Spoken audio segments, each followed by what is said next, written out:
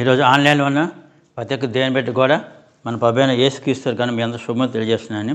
అందరూ బాగున్నారు కదా. ఈరోజు వాగ్దానంగా వాక్య ధ్యానాంశంగా కీర్తనల గ్రంథం 50 కీర్తన 15 ధ్యానం చేద్దామండి. ఇది 478 పేజీ. దేవుని బిడ్డారా మీరు చదువుతారు, నేను గమనించండి. ఆపత్కాలమా నీవు నన్ను గూర్చి మొరపెట్టుము, నేను నిన్ను విమోచించి విడిపించేదను, నీవు నన్ను మహిమ పరిచేదు. What's a great promise given by the god. ఇక్కడ దేవుడు మనతో మాట అంటే మీరు ఆపత్కాలమున అంటే మీ జీవితాల్లో శ్రమలు, బాధలు, వేదన, దుఃఖం రావచ్చు. అప్పుడు అంటున్న దేవుడు మీరు ఎక్కడికి వెళ్ళక్కర్లేదు, మీరు నా సన్నిధికి రండి, నా దగ్గరకు రండి, నా సన్నిధికి వచ్చి మోకరించండి, మీరు మొరపెట్టమని దేవుడు అండి. మనం ఈ రోజుల్లో మనం ఏం చేస్తున్నామంటే మనం కొంతమంది దేవుని బిడ్డలకు అది మానవులు కాబట్టి దేవుని బిడ్డ కొంచెం వీక్నెస్ ఉంటాయి. మనం ఎక్కడెక్కడికో వెళ్తూ ఉంటాం. మన నిజమైన దేవుడిని మరిచేసి మనం వేరే చోటుకి వెళ్ళేసి రకరకాల సలహాలు అడ్వైజ్ అడుగుతూ ఉంటాం. కానీ దేవుడు మనం మాట్లాడుతుందంటే నువ్వు నా సన్నిధికి రా, నాకు మొరపెట్టమని దేవుడు.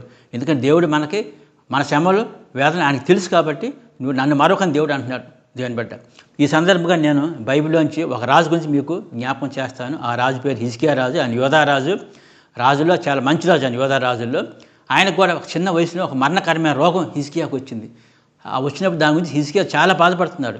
అప్పుడు యెషయా ప్రవక్త వచ్చేసి దేవుని ఆత్మచి బేరం పెట్టి హిజ్కియాని హెచ్చరిస్తాడు. నువ్వు చనిపోతున్నావు హిజ్కియా, నీళ్ళు సర్దు పెట్టుకో, నీళ్ళు చక్కబెట్టుకొని దేవుడి చేత యెషయా ఆత్మతో మాట్లాడాడు హిజ్కియాతో. అప్పుడు రాజైన హిజ్కియా బహువేదన దుఃఖం పొందాడు. ఎంత చిన్న వయసు నాకు మరణమా యేసయ్య దేవుని బిడ్డ అని చాలా బాధపడ్డాడు. అప్పుడు హిజ్కియా ఏం చేశాడంటే ఎక్కడికి వెళ్ళక్కర్లేదు, దేవుని మందిరంకి వెళ్ళి ఆయన సన్నిధికి వెళ్ళి కన్నీటి విరిచి దేవుని ప్రార్థించాడు. ఎందుకంటే హిజ్కియా రాజు గొప్ప నీతిమంతుడు, ఆయన యథార్థవంతమైన రాజు. కాబట్టి దేవుడు హిజ్కియా ప్రార్థన ఆలకించి ఆయనకి 15 సంవత్సరాలు ఆయుష్ దయచు. దేవుని బిడ్డ నీవు కూడా దేవుని బిడ్డలారా, మీ లోకంలో ఉన్నప్పుడు మీరు శ్రమలో, బాధలు, వేదనలో ఉన్నారు దేవుని బిడ్డలారా. దేవుడు మీతో మాట్లాడుతున్న మాట, మీరు ఎక్కడికి వెళ్ళకండి, నా సన్నిధికి రండి.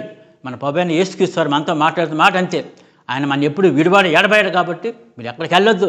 శ్రమలు, దుఃఖాలు, వేదనలు మీరు ఉన్నారా దేవుని బిడ్డలారా, నా సన్నిధికి రమ్మంటున్నారు దేవుని బిడ్డలారా. ఆన్లైన్ చూసి ప్రతి ఒక్క బిడ్డ కూడా దేవుడు మీతో మాట్లాడుతున్న మాట ఇది.